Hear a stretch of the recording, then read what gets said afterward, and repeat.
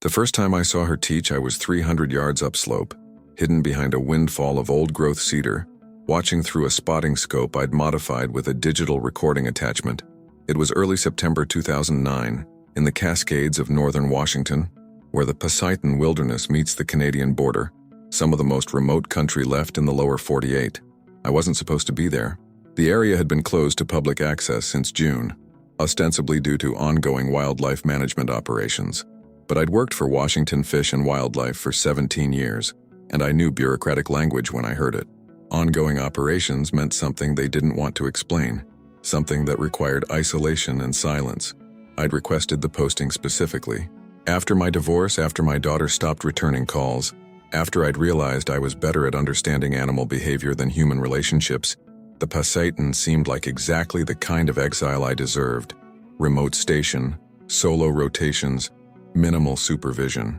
The kind of position they offer people who are competent enough to keep, but problematic enough to hide. The assignment was straightforward. Monitor wolfpack dynamics following their reintroduction, document elk populations, maintain trail cameras across a 60-square-mile territory. Standard conservation work that required patience, attention to detail, and the ability to spend months alone without losing your mind. What they hadn't mentioned, what nobody had mentioned, was the other reason the area had been closed. I'd found the first evidence 3 weeks into my rotation, a game trail that showed repeated use by something bipedal, something massive, footprints that measured 17 inches long, showing a flexible midfoot joint that no human boot could replicate, pressed deep into mud with a weight distribution that suggested upright locomotion and significant mass. I'd photographed them, measured them, made casts with the dental plaster I carried for tracking work. Then I'd done what any rational biologist would do. I convinced myself I was seeing what I wanted to see. Misidentified bear tracks, hoax left by hikers before the closure. Anything except the explanation that required me to abandon 3 decades of scientific training. That lasted until I saw her at the creek. She was teaching her juvenile, I'd guess maybe 4 years old, perhaps 4.5 feet tall, how to catch salmon during their spawning run. Not the crude method bears use, just raw power and persistence. This was technique, strategy, patient instruction from an adult who understood not just how to hunt, but how to teach. I started recording immediately, my hands shaking so badly I could barely keep the scope steady. Her method was sophisticated, almost surgical in its precision. She stood in the shallows where the creek narrowed between 2 boulders, creating a natural choke point where salmon concentrated, before attempting to leap the small cascade upstream. The water was perhaps 18 inches deep, running fast and clear over smooth river stones. She demonstrated first, body perfectly still, legs slightly bent, hands positioned just below the surface. Waiting, the juvenile watched from the bank, making soft vocalizations, lower pitch than I expected, almost like a large dog's whine, but with modulation that suggested complex communication. A salmon approached. I could see its dark back cutting through the current. She waited until it passed between her legs, then her hands moved with startling speed, not a grab, but a pinning motion, pressing the fish against the rocks below while maintaining her balance in the current. She lifted it carefully, showing the juvenile how to grip behind the gills, how to avoid the thrashing tail. The salmon was maybe 15 pounds, still powerful, but her control was absolute. She handed it to the juvenile, who fumbled it immediately. The fish escaped back into the creek. The juvenile made a distressed sound, frustration, maybe embarrassment. I recognized the emotion across species lines, the universal disappointment of failing in front of a teacher. The female didn't react with anything I'd interpret as anger. Instead, she gestured, deliberate, unmistakable communication, toward the creek. Try again. She repositioned herself in the shallows, demonstrated once more, her movements exaggerated slightly, pedagogical, showing not just what to do, but how to do it. Over the next hour, I watched the juvenile attempt the technique 17 times. I counted, failed 15. Succeeded twice, both times with fish smaller than 10 pounds, both times nearly losing her catch before the female intervened with gentle correction, adjusting grip, demonstrating again how to secure the fish while maintaining balance. The patience was extraordinary. No human parent I'd ever observed, including myself, showed that kind of consistent, calm instruction through repeated failure. There was no frustration in the female's body language, no abandonment of the lesson, Just persistent, methodical teaching until the juvenile began to internalize the technique. I recorded 47 minutes of footage before they left the creek. The juvenile carrying her successful catches with visible pride, the female moving alongside with what looked like approval. I sat behind that windfall for another hour after they disappeared into the forest, trying to process what I'd witnessed. This wasn't opportunistic feeding. This wasn't instinct. This was culture, learned behavior, transmitted between generations through demonstration and practice. This was evidence of complex cognition, social learning, and pedagogical sophistication that placed them somewhere on the spectrum between great apes and early hominids. This was everything my scientific training said was impossible. I hiked back to my station, a Forest Service cabin built in the 1960s, 2 rooms with a wood stove and hand pump water, and immediately violated protocol. I called my former supervisor at the University of Washington, Dr. Patricia Kern, a primatologist I'd worked with on a gorilla cognition study 15 years earlier. "Patricia, it's David Chen. I need to talk to you about something, and I need you to not think I've lost my mind." There was a pause. We hadn't spoken in maybe 8 years, not since I'd left academic research for fieldwork that paid better and demanded less political navigation. "David, that's a concerning way to start a conversation. I'm in the Pasaitin. I've been documenting something. I need expert analysis before I report this to anyone official." "Document what?" I chose my words carefully. "Evidence of a large primate species. Unknown. Demonstrating complex social learning behavior. I have video.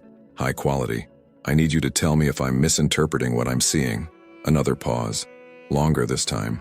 "You're talking about Sasquatch." "I'm talking about an unidentified hominid exhibiting teaching behavior consistent with species capable of cultural transmission. I need scientific analysis, not cryptozoology. Send me the footage, encrypted. Don't tell anyone else until I've reviewed it. If this is what you think it is." She didn't finish. She didn't need to. We both understood the implications: professional, scientific, ethical. I spent that night transferring files, encrypting the upload, sending 47 minutes of footage that would either vindicate me or end my career. The footage was undeniable. Clear imagery, steady camera work despite my shaking hands, proper scale references from known landmarks. Any primatologist would recognize teaching behavior when they saw it. The question was whether they'd be willing to admit what they were seeing. Patricia called back 18 hours later. I could hear the strain in her voice. "David, where exactly are you? What's the precise location?" "Northwestern Pasaitin, about 15 miles from the Canadian border." "Why?" "Because you need to be very careful about who you share this with. I've reviewed the footage, multiple times, frame by frame. That's genuine teaching behavior, deliberate pedagogy. The juvenile is learning through observation, practice, and correction. The adult is adjusting her instruction based on the juvenile's performance. This isn't instinct, this is culture. So I'm not crazy. You're not crazy, but you're in danger of becoming incredibly inconvenient to a lot of powerful institutions. If this species exists, if it's demonstrating this level of cognition, it has implications for logging rights, land management, development projects, tribal sovereignty claims, billions of dollars in economic interests. You're not just documenting a new species. You're documenting a legal and economic nightmare. What do I do? Document everything.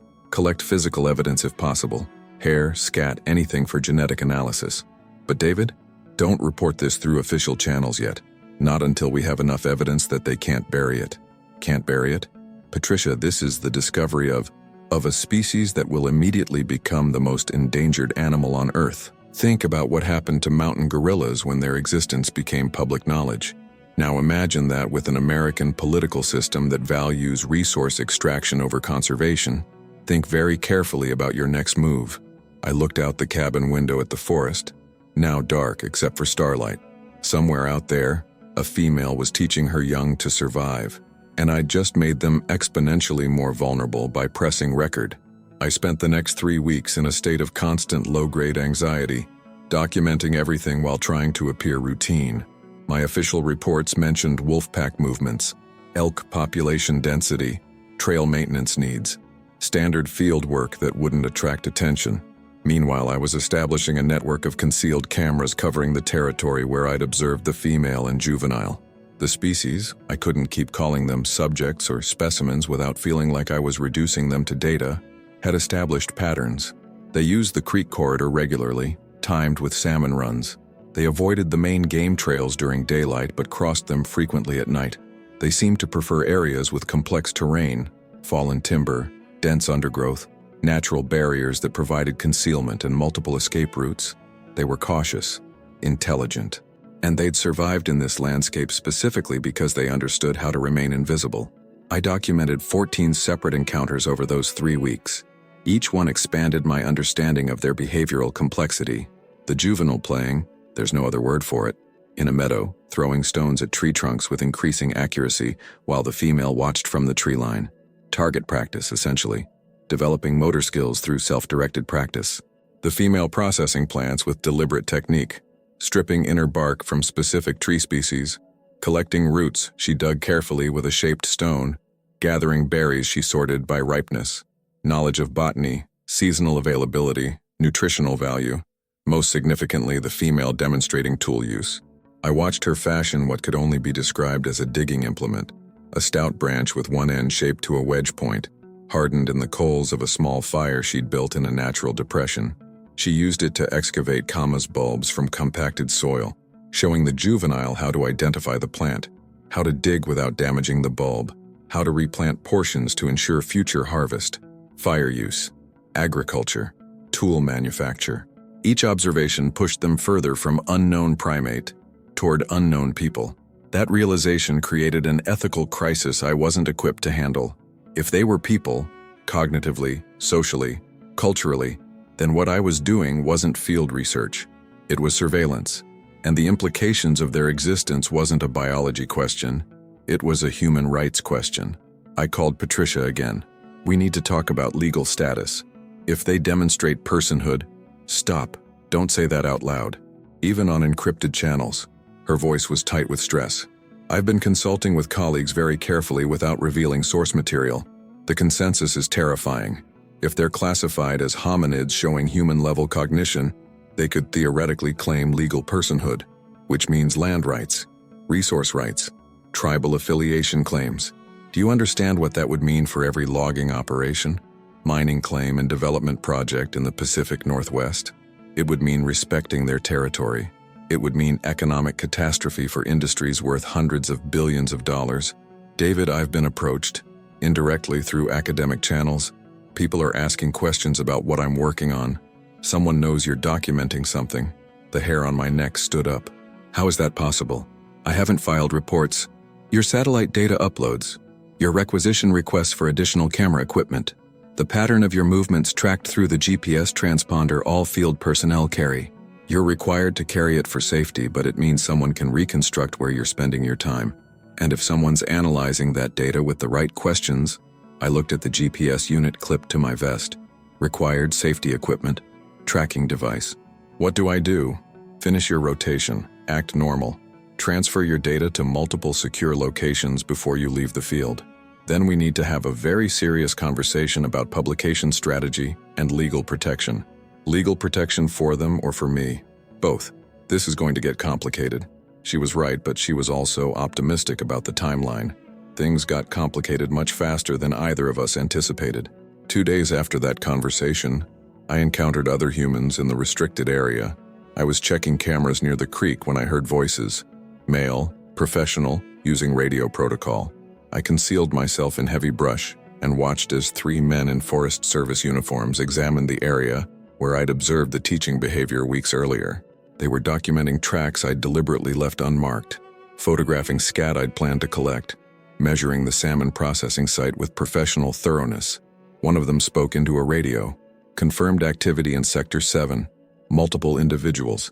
At least 2 size classes. Signs of repeated use. Recommend expanded closure and enhanced monitoring. They weren't looking for wolves. They were looking for the same thing I'd found, which meant someone had known all along. The area closure hadn't been about wolf management. It had been about containing information about a species the Forest Service already knew existed. I remained hidden until they moved on.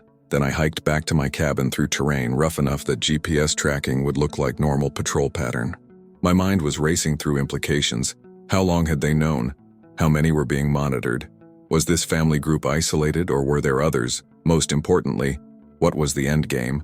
Were they protecting the species Or protecting economic interests by keeping it contained and secret? I reached the cabin after dark to find a note pinned to my door. Handwritten. No signature. Pack your documentation. Evacuation helicopter arrives 0600 tomorrow. Your rotation is being terminated early due to weather concerns. Do not return to this posting. Do not discuss your work with anyone outside official channels. Weather concerns. In September, with clear skies forecasted for the next week, I had 12 hours to decide what to do with documentation that could change everything. In a situation where I no longer knew who was on which side, or what sides even existed, I spent that night copying files, encrypting drives, hiding physical evidence in multiple locations throughout the cabin and surrounding forest. Insurance against confiscation, destruction, or convenient data loss. At 600, I heard helicopter rotors approaching through the dawn light. My career in the Pasaitan wilderness was over, but the real conflict was just beginning. The helicopter was a Forest Service Huey, older model, piloted by a contractor I didn't recognize. The only other passenger was a man in his 50s, fit, with the weathered face of someone who'd spent decades in the field, but the posture of someone who now spent time in offices. He introduced himself as Robert Marsh, Regional Wildlife Supervisor. Mr. Chen, thank you for your cooperation with the early evacuation. His tone was professional, carefully neutral. We've had some concerns about seismic activity in the area. Precautionary measures. I said nothing. Seismic activity. Another lie so transparent it insulted both of us. I'll need your field documentation. Hard drives, memory cards, field notebooks. Standard protocol for rotating personnel. I've already uploaded everything to the central database. Also a lie, but a calculated one. Nevertheless, physical media needs to be inventoried and archived properly. I'm sure you understand. The cabin receded below us as we gained altitude. I'd hidden copies of the most sensitive footage in locations only I knew. Buried drives wrapped in waterproof materials. Cached in hollowed trees marked with GPS coordinates I'd memorized. But the primary documentation was in my pack, sitting between my feet. Marsh watched me with the patience of someone who'd conducted many difficult conversations. David, may I call you David? I've reviewed your file. 17 years of excellent service. PhD in wildlife biology from UC Davis. Published research on predator-prey dynamics. Wolf reintroduction success metrics. You're a good scientist. A careful observer. Thank you. Which is why I'm going to be direct with you. You've documented something in the Pasaitan that falls under federal wildlife protection protocols that supersede standard reporting requirements. What you've seen is classified under a departmental directive that's been in place since 1967. The directive exists to protect a critically endangered species from interference, harassment, and potential harm that would result from public disclosure. So they did know, had known for decades. You're telling me the government has been aware of their existence for over 40 years? I'm telling you that certain wildlife management decisions are made at levels above regional administration. Your documentation will be reviewed by appropriate specialists. Your observations will contribute to ongoing conservation efforts. But public disclosure would be catastrophic for the species. Surely you understand that. I thought about Patricia's warnings, about billions of dollars in economic interests, about what happened to mountain gorillas. I understand that secrecy protects something. I'm not convinced it's the species. Marsh's expression didn't change. You witnessed a female teaching her offspring to hunt. Remarkable behavior. You also witnessed evidence of tool use, fire management, and complex social interaction, all documented in your footage. My stomach dropped. He'd seen it, which meant they'd been monitoring my digital uploads, breaking my encryption, or accessing my equipment remotely. The privacy I'd thought I'd maintained was an illusion. How long have you been watching me? Since your second week, when you began exhibiting unusual movement patterns and requisitioning equipment inconsistent with wolf monitoring. We have protocols for identifying personnel who might encounter the protected population. You triggered every indicator. So this whole posting was a test? No, it was a legitimate position. But when someone in a sensitive area starts showing signs of close observation of specific territories, we pay attention. Your scientific background made you a higher risk for recognition and documentation. We hoped you'd complete your rotation without incident. Without discovering them, you mean? Without complicating an already complex situation? Marsh leaned forward slightly. David, I'm going to tell you something that isn't in any official file. There are currently 4 known family groups in Washington, 2 in Northern California, possibly 3 in British Columbia. Total population estimate between 30 and 40 individuals. They're not just endangered, they're critically endangered. One disease outbreak, one catastrophic wildfire, one disclosure that brings trophy hunters or researchers or media attention, and they're extinct. So you keep them secret, hidden, while their habitat gets smaller every year. We keep them protected in the only way the system allows. Do you know what would happen if we tried to give them endangered species protections publicly? Congress would demand proof. Proof requires specimens, dead or alive. Then come the research teams, the academic institutions wanting to study them, the pharmaceutical companies interested in their genetics, the media circus.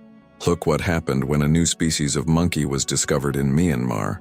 Photographed, documented, and extinct within 8 years because researchers led poachers directly to them. He had a point. I hated that he had a point. The female you observed. We've been monitoring that family group for 11 years. The juvenile you filmed is the second offspring to survive past infancy. The first died in a wildfire in 2006. Do you understand how fragile their survival is? One bad fire season, one harsh winter, one human encounter that goes wrong. So what happens to my documentation? It goes into protected archives, accessed only by personnel with appropriate clearance, used to inform conservation strategies. Your observations about teaching behavior are valuable. They confirm cognitive sophistication we've suspected, but never directly witnessed. You've contributed meaningfully to our understanding of the species, and I never speak of this again. You sign a non-disclosure agreement backed by federal wildlife protection statutes. Violation carries significant penalties, both legal and professional. You continue your career with fish and wildlife in a different region. You did good work in the Pasaitan. That's reflected in your record. But you never return to that posting and you never discuss what you observed. I looked out the helicopter window at the wilderness passing below. Somewhere down there, a female was teaching her young to survive, unaware that her existence was documented, classified, and controlled by systems she couldn't comprehend. What if I refused to sign? Marsh's expression finally shifted, not to anger, but to something like regret. Then your documentation is confiscated under federal authority. Your employment is terminated for violating protocol, and you spend years in legal battles you can't win, and the species receives no benefit from your refusal. Your moral stand accomplishes nothing except your own ruin. That's not a choice. That's coercion. That's reality. Sometimes protecting what matters requires accepting uncomfortable compromises. You're a scientist. You understand that perfect solutions don't exist in messy systems. The helicopter began its descent toward a regional office I didn't recognize. Below, parking lots and administrative buildings replaced the wilderness. The modern world where species existed as data points, legal categories, economic variables, everything except what they actually were. Marsh extended a folder. Read it carefully, take your time. But understand, this conversation ends with your signature. I took the folder. Inside, non-disclosure agreements, transfer papers, a reassignment to a desk position in Olympia, analyzing population surveys from other people's fieldwork. They were offering me a choice between complicity and destruction, and the worst part was understanding that my destruction would help nothing and no one. I thought about the female, patient and methodical, teaching her young to fish, unaware that her survival depended on silence, secrecy, and the willingness of people like me to become complicit in systems we couldn't change. I picked up the pen. I signed the NDA in a windowless office in a building whose location I was instructed not to remember. Marsh witnessed the signature with the efficiency of someone who'd done this before, then locked the documents in a safe I wasn't allowed to see opened. My field equipment was processed for archival storage, which meant confiscated. My hard drives were transferred to secure federal database systems, which meant erased or locked away where I'd never access them again.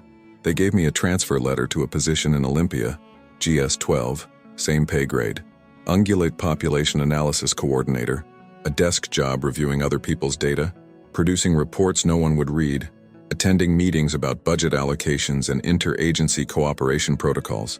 I was 46 years old, and my career had just been quietly ended without being officially terminated. Marsh shook my hand at the door. You did the right thing. I know it doesn't feel that way now, but you protected them. That matters. I drove back to my apartment in Seattle, the place I maintained but barely lived in. A 2-bedroom unit with furniture I'd bought during my marriage and never replaced. The space felt foreign, like visiting a museum of my own abandoned life. Patricia called that evening. "Are you secure?" "Define secure." "I'm home. I assume everything I say is monitored." "Then listen and don't respond with details. I've received a communication from someone inside the federal system. Anonymous. They've confirmed what happened to you. They've also confirmed something else. The species is in worse condition than anyone is publicly acknowledging. The 4 family groups in Washington? Down to 3 as of last month. Wildfire. The British Columbia populations are genetically isolated. No evidence of crossbreeding with southern groups. Total population is probably closer to 25 individuals, not 40. They're functionally extinct unless there's intervention. What kind of intervention? Captive breeding. Genetic rescue. The kind of intensive management that requires public acknowledgement and massive funding, which means breaking the secrecy, which means political will that doesn't exist. I sat in my dark apartment processing the mathematics of extinction. 25 individuals. No genetic diversity. Climate change increasing wildfire frequency. Habitat fragmentation. They're managing them to death, keeping them secret until they disappear. There are people inside the system who want to change that, but they need documentation that's strong enough to force political action. Your footage was apparently exceptional, clear, extended observation, undeniable behavioral documentation, but it's locked in classified archives now. You're suggesting I violated the NDA I signed 6 hours ago. I'm suggesting that sometimes documents find their way to people who can use them appropriately. I'm suggesting that copies made before confiscation might exist. I'm suggesting that tenure protects academics in ways it doesn't protect federal employees. She was asking me to commit career suicide. Federal NDA violations carried criminal penalties. I'd lose my pension, face potential prosecution, become unemployable in any scientific field. Everything I'd built over 20 years would be destroyed.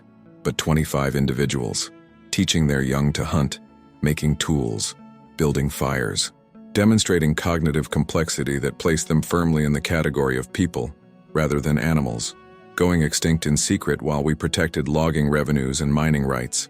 I need time to think. Time is the one thing they don't have. The family you observed, the female, the juvenile, they're in the territory that's scheduled for expanded logging next spring.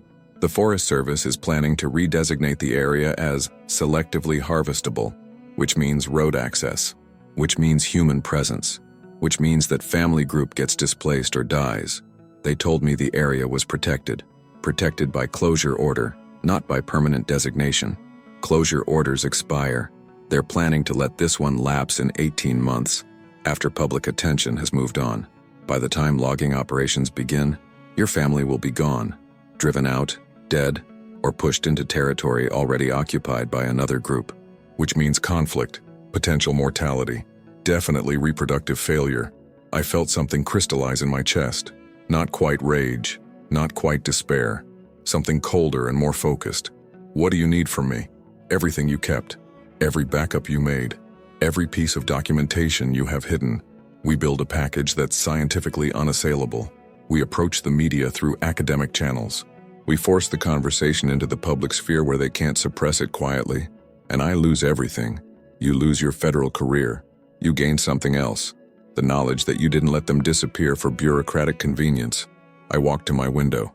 Seattle sprawled below. Millions of people living their lives in complete ignorance that a species of intelligent hominids was dying silently in the mountains 2 hours away. If I do this, I need protection. Legal protection. I have contacts at the ACLU, environmental law organizations. We can probably shield you from criminal prosecution by arguing whistleblower protections. Probably. It's not guaranteed. Nothing's guaranteed, including whether this actually saves them. No, but silence definitely doesn't save them. We know how that story ends. I made my decision. I cached data in the Pasayten before I left. Multiple locations. I have coordinates, but the area's closed. I can't retrieve it without violating the transfer order.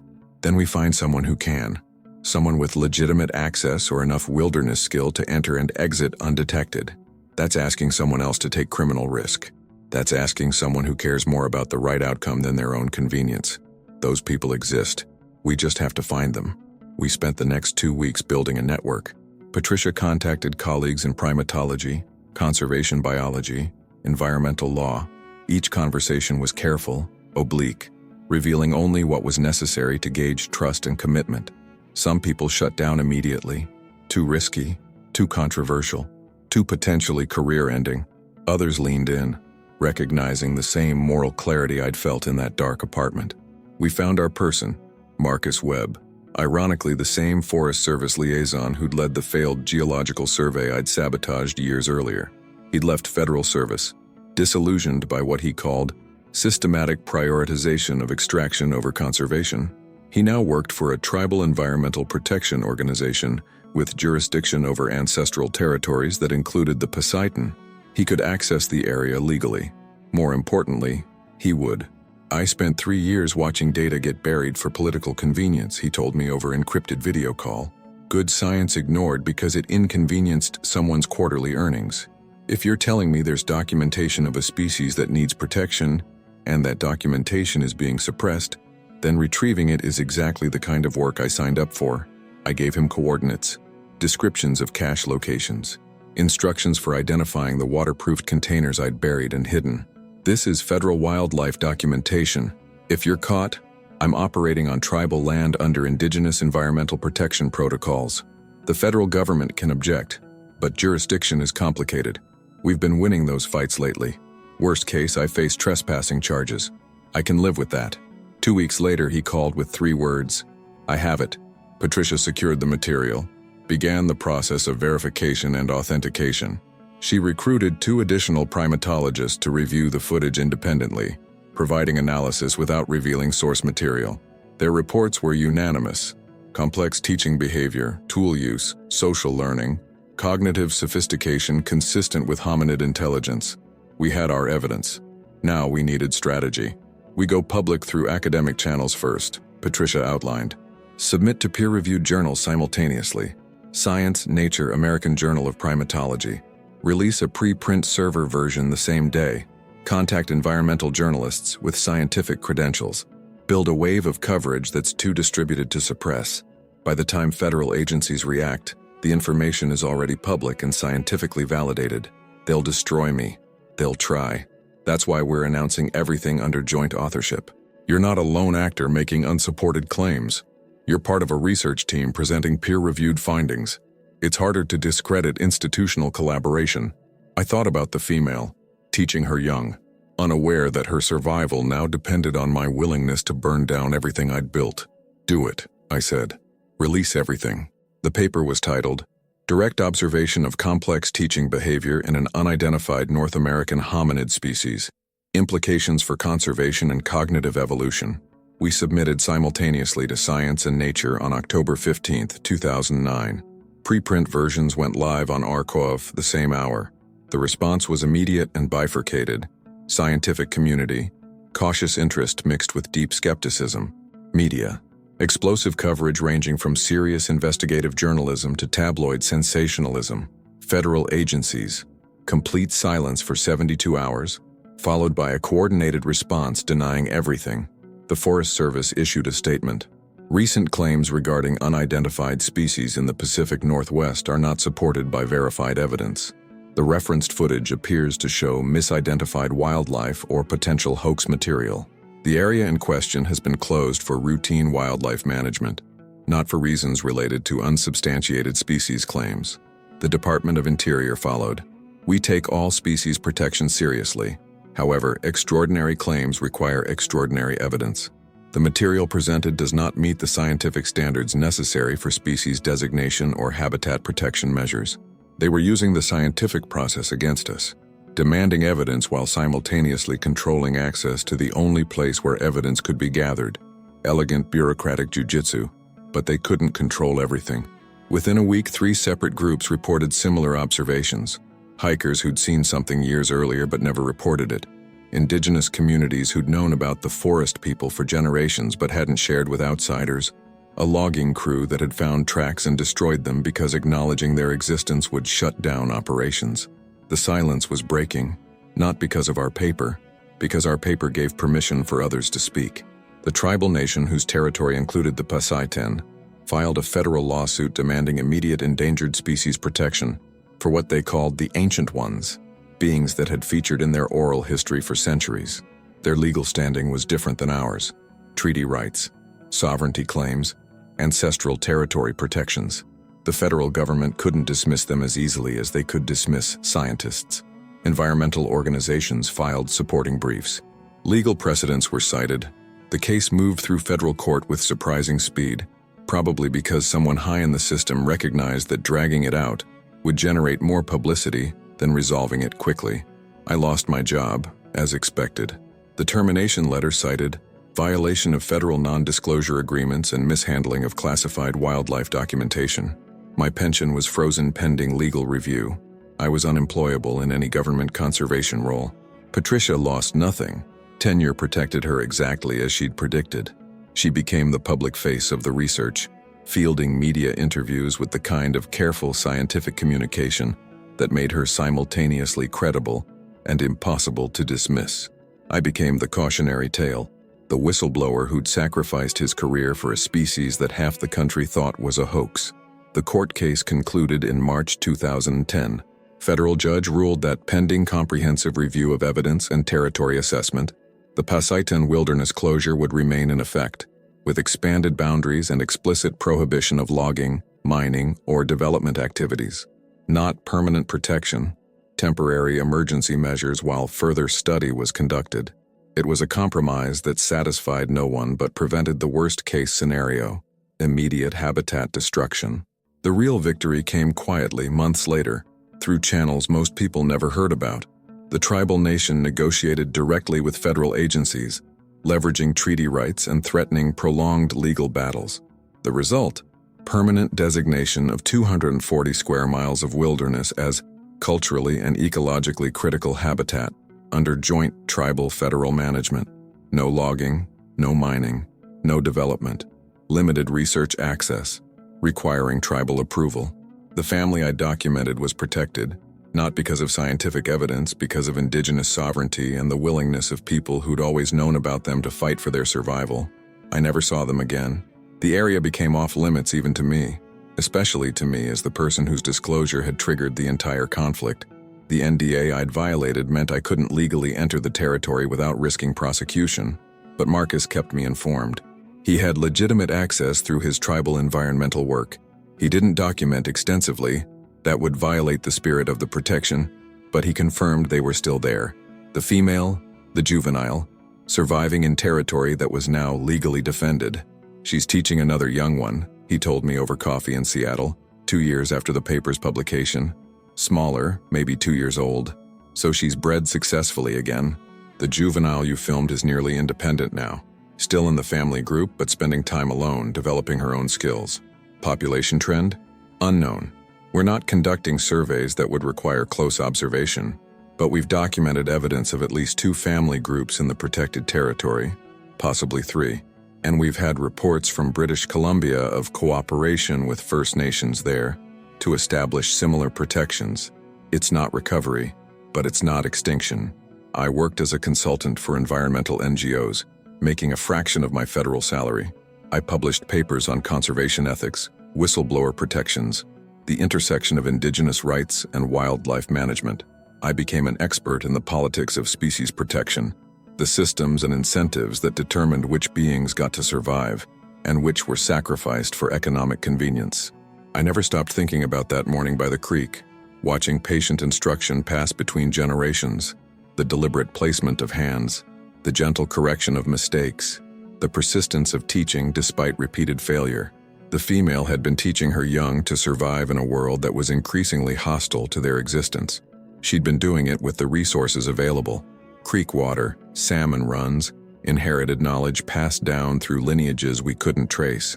And when I documented it, I'd made them visible to systems that would either protect or destroy them. There was no middle ground. She'd been teaching survival. I'd been learning what survival required: the willingness to sacrifice everything for the possibility that something irreplaceable might continue to exist. Some discoveries aren't about adding to human knowledge. They're about accepting responsibility for what we learn. The documentary was inevitable. 3 production companies approached me within months of the paper's publication. I declined them all.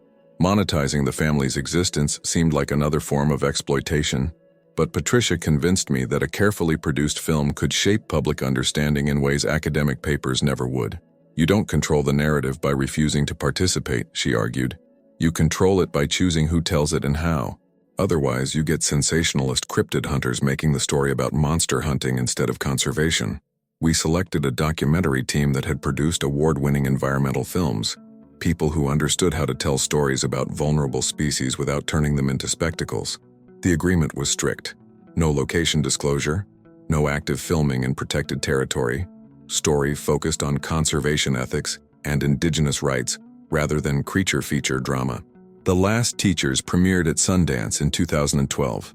It used my footage sparingly, with extensive context about teaching behavior, cognitive evolution, and the decades-long cover-up that had prioritized economic interests over species protection. The film centered indigenous voices, tribal elders who'd known about the ancient ones for generations, environmental lawyers who'd fought for their protection, biologists who'd been silenced by federal agencies. I appeared briefly, explaining why I'd violated the NDA. The interview was uncomfortable, admitting on camera that I'd broken federal law, knowing prosecutors were still considering charges. My lawyer had advised against it, but the story needed a human face willing to accept consequences. The film won the Documentary Audience Award. It sparked congressional hearings about wildlife management transparency. It generated enough public pressure that the Department of Interior established a Special Status Species Review Committee to investigate whether other species had been suppressed for political convenience. It also generated backlash. Logging industry representatives called it environmental propaganda designed to shut down working families' livelihoods. Conservative media framed it as government overreach destroying rural economies for cryptozoological fantasies. There were threats, anonymous messages accusing me of fabricating evidence of being part of an eco-terrorist conspiracy, of personally destroying jobs in timber communities. My apartment building required police presence after someone spray-painted fraud across my door. I changed addresses twice in 6 months, stopped answering calls from unknown numbers, learned to check vehicles for tracking devices. The scientific community remained divided. Mainstream primatologists who'd reviewed the evidence supported the findings, but critics emerged, some legitimate questioning methodology and sample size, others clearly motivated by political or economic incentives. A paleontologist from a petroleum-funded think tank published a paper arguing the footage showed trained animals in costume, filmed by activist researchers pursuing regulatory agenda. The debate wasn't about evidence anymore. It was about whose interests prevailed: conservation or extraction, indigenous rights or resource development, protecting the vulnerable or maintaining profitable systems. Patricia faced her own challenges. The university supported her publicly, but made her tenure review more rigorous than typical. Colleagues who'd previously collaborated suddenly had scheduling conflicts. Grant applications faced unexpected scrutiny. She wasn't fired. Tenure prevented that, but she was systematically marginalized within her department. Academic freedom, she said dryly over dinner in Seattle, apparently means freedom to research anything that doesn't inconvenience powerful donors. Meanwhile, the species became a political symbol.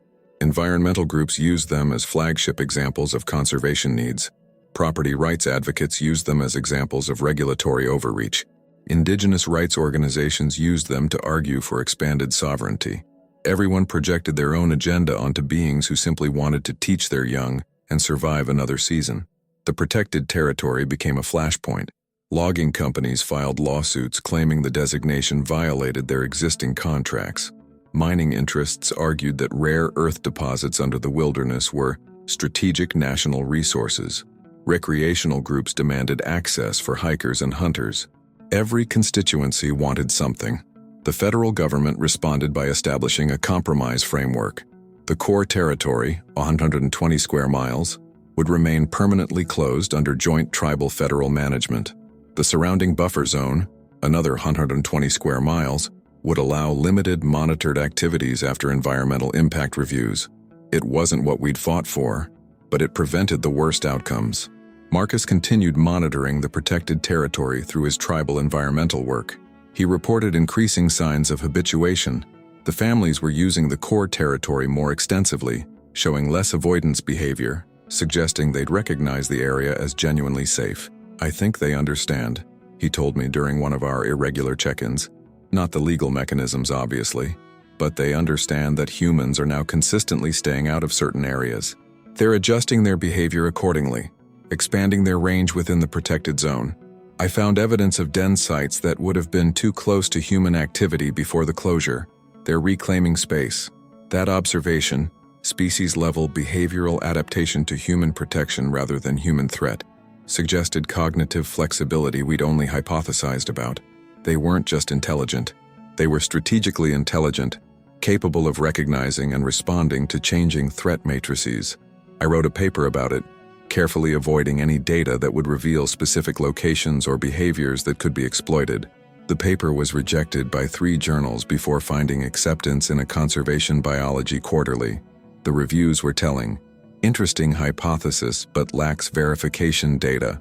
Translation: "We can't publish this without revealing protected information." Methodology raises questions about observer bias. Translation: "We don't want political controversy." Conclusions extend beyond available evidence. Translation: "We're scared of the implications." The documentary continued generating attention. Film festivals, educational screenings, tribal community viewings. Each showing sparked conversations about what we owe to beings who exist at the margin of our awareness, who suffer from our presence but lack political power to defend themselves. A year after the premiere, I received a letter, no return address, postmarked from Bellingham, Washington. Inside, a single photograph, taken with a telephoto lens from significant distance, the female, standing in a creek, the juvenile, now nearly adult-sized, beside her, and the younger offspring Marcus had mentioned, perhaps 3 years old, attempting to catch fish with comically bad technique, while the older female watched with what I can only describe as patient amusement. 3 generations, surviving, teaching, continuing. No note, just the photograph. But the message was clear. Someone with access was telling me it was working. The protection was holding. Life was persisting. I kept that photograph in my desk drawer, never shared it publicly, never showed it to anyone. Some evidence doesn't need to be distributed. Some evidence exists simply to remind you why the cost was worth paying. The federal charges came in 2013, 3 years after publication. Unauthorized disclosure of classified wildlife documentation in violation of the Species Protection Act, Section 12 AB. Maximum penalty, 5 years imprisonment, $250,000 fine, permanent loss of federal employment eligibility. My attorney was a woman named Sarah Roth, recommended by the ACLU, with 2 decades of experience in whistleblower cases. She reviewed the charges with professional detachment. They're prosecuting you to deter others. They know they'll probably lose. Your disclosure served public interest. The species is demonstrably endangered. Tribal rights were being violated, but they're betting you'll plead out rather than face trial. What happens if we go to trial? We win or lose based on whether the jury believes species protection outweighs classification authority, which means we need to make them care about the species more than they care about federal secrecy. It's an emotional argument as much as a legal one. The trial was scheduled for federal court in Seattle. 6 months to prepare. The prosecution strategy was straightforward. I'd signed an NDA. I'd violated it. The law was clear. Everything else was irrelevant sentiment. Our strategy was more complex. Establish that the classification itself was illegal, that it violated endangered species protection statutes, that it enabled ongoing harm to a critically endangered species, and that disclosure served compelling public interest. We needed to prove that silence would have guaranteed extinction. Patricia agreed to testify as expert witness on primate cognition and conservation biology. Marcus testified about tribal sovereignty and indigenous knowledge systems. 3 other biologists testified about population genetics and extinction thresholds. An environmental lawyer testified about the history of species suppressed for economic convenience. The prosecution brought federal wildlife managers who testified about necessary secrecy for species protection. They claimed that public disclosure increased poaching risk, habitat disruption, and research pressure. They argued that I'd endangered the species I claimed to be protecting. The trial lasted 3 weeks. Media coverage was extensive. The courtroom was packed daily with journalists, environmental activists, tribal representatives, and curious observers. Outside, protesters carried signs both supporting and condemning me. The prosecution's closing argument was efficient. Laws exist for reasons. NDAs protect sensitive information. Mr. Chen signed an agreement, violated it, and claims noble intentions. But intentions don't override legal obligations. If we allow federal employees to break laws whenever they personally disagree with classification decisions, we undermine the entire regulatory system. Sarah's closing was longer. The government asks you to believe that keeping a species secret until it goes extinct is protection. They ask you to believe that prioritizing logging revenue over species survival is conservation. They ask you to believe that silencing scientists who document endangered species is proper wildlife management. David Chen broke an unjust agreement to prevent unconscionable harm. The question isn't whether he violated an NDA. The question is whether we, as a society, believe species deserve to exist only when their existence is economically convenient. The jury deliberated for 4 days. I spent that time in my apartment, unable to work, unable to sleep, alternating between certainty that I'd be imprisoned and hope that someone, somewhere, would see this as I did. The verdict came on a Friday afternoon, not guilty on all charges. The jury foreman read a statement afterward, not required, but requested by the jury. We find that Mr. Chen's actions, while technically violating an agreement, served compelling public interest in species protection. The classification appeared designed to protect economic interests rather than wildlife. Disclosure was necessary to prevent extinction. Sarah hugged me in the courtroom. Patricia cried. Marcus shook my hand with a grip that conveyed more than words could. Outside, reporters swarmed. I gave a brief statement. This verdict affirms that species protection outweighs bureaucratic secrecy. The ancient ones deserve to exist. So do all the other species we haven't discovered yet, the ones still hidden, still vulnerable, still depending on whether we choose protection or profit. The Forest Service issued a terse response. We respect the jury's decision and remain committed to science-based wildlife management. Translation: we lost this fight but maintain our position. But something had shifted. Within months, the Interior Department revised its classification protocols for endangered species, requiring independent scientific review of any secrecy designations. Congress held hearings on transparency in wildlife management. 3 other classified species were revealed and granted immediate protection, not because agencies wanted to, but because the legal framework I'd helped establish made continued secrecy untenable. The family and the Poseiton continued their existence, unaware of courtrooms and legal precedents and jury verdicts. Marcus reported stable observations, the young female approaching independence, the older female showing signs of possible pregnancy again, the male still present and protective.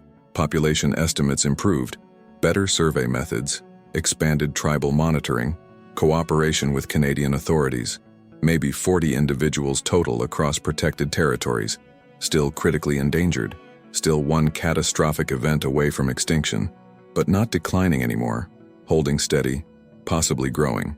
I never returned to the Poseiton. My presence would violate the spirit of the protection, even if it was now legally permitted. My role had been witness and advocate. Now others, tribal environmental monitors, carefully selected researchers, people who understood respect and boundaries, maintained the watch. But I kept the photograph in my desk drawer. 3 generations, teaching and learning, continuing the patient transmission of knowledge that defines survival. 5 years after the trial, I received another letter. Same style, no return address, postmarked Bellingham. Inside, another photograph, taken from respectful distance. 4 individuals. The original female, older and grayer. The first juvenile, now fully adult with her own offspring. The second offspring, adolescent and gangly. And the new young one, small and clumsy, attempting to catch fish while 3 generations watched. They were succeeding, not just surviving, thriving. The teaching was working.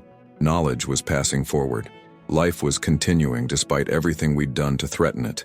I never learned who sent those photographs. Marcus never confirmed or denied. Some gifts don't require acknowledgement. Some evidence exists simply to complete a story that might otherwise feel unfinished. The confrontation hadn't been violent. It had been bureaucratic, legal, systemic.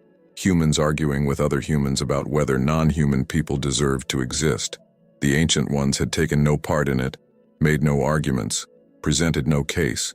They'd simply continued being what they'd always been: teachers, parents, survivors, and somehow, That had been enough. I'm 59 now. A decade has passed since the trial. The ancient ones have become less of a political controversy and more of an accepted reality. Still argued about, still subject to management debates, but no longer deniable. The protected territories remain secure, reinforced by tribal sovereignty and ongoing federal oversight that's been strengthened by legal precedents we helped establish. Population estimates have improved to maybe 60 individuals across 5 known family groups. Genetic analysis, conducted ethically through non-invasive sampling, suggests higher diversity than feared. The British Columbia populations have limited genetic exchange with Washington groups, enough to prevent inbreeding depression. They're still critically endangered, but the trajectory has stabilized. Patricia was awarded the Indianapolis Prize for Conservation Biology last year. Her acceptance speech focused on indigenous conservation knowledge and the importance of protecting species before they become convenient political symbols. She didn't mention me by name, but everyone in the field understood the reference. Marcus became director of his tribal nation's Environmental Protection Agency, overseeing management of the protected territories and serving as liaison with federal agencies. He still sends photographs occasionally, never with explanation, always showing scenes of quiet domesticity. Youngsters playing, adults foraging, families traveling together through forests that remain closed to almost everyone except those whose ancestors knew the ancient ones before there were NDAs or classification protocols. I work as an independent consultant now, helping environmental organizations navigate the intersection of scientific documentation and political advocacy. I teach workshops on ethical fieldwork, on balancing documentation with respect, on recognizing when evidence serves protection and when it serves exploitation. My career never recovered in conventional terms. I'll never work for federal agencies again. My pension remains frozen. Legal settlements are still pending. I make enough to live modestly in Seattle, to continue work I find meaningful, to occasionally return to the mountains where everything changed. But I don't return to the Poseidon. That boundary remains, self-imposed but absolute. My relationship with that family ended when I chose disclosure. They deserve to exist without my observation, without my documentation, without my presence reminding them that humans are always watching. The documentary continues circulating. It's used in university courses on conservation ethics, in tribal education programs about indigenous rights, in environmental advocacy training. The last teachers became shorthand for a particular type of conservation conflict, where protecting the vulnerable requires challenging systems designed to prioritize extraction over existence. Students sometimes contact me. They ask what I'd do differently, whether the cost was worth it, how I've lived with the moral complexity of saving a species by making them visible to the same systems that threatened them. I tell them what Patricia told me. You don't control outcomes by refusing to act. You control outcomes by choosing action carefully, accepting consequences honestly, and understanding that some decisions don't have right answers, only answers you can live with. I tell them about the morning by the creek, watching patient instruction pass between generations. I describe the female's methodical teaching, the juvenile's persistent effort, the gradual transmission of knowledge that meant survival. I explain that what I documented wasn't just behavior, it was culture, intelligence, personhood, and once you recognize personhood, you can't pretend not to know. Some students nod like they understand, others look uncomfortable, recognizing that the same logic applies to every documentation choice they'll make in their careers. What do you observe? What do you report? Whose interests does your knowledge serve?